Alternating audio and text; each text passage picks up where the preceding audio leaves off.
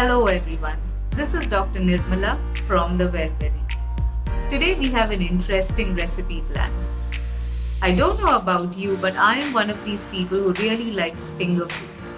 So when I had to go onto a low carb diet because of the insulin resistance and obesity, I realized that I would have to give up a lot of the snacks that I like, especially cutlets.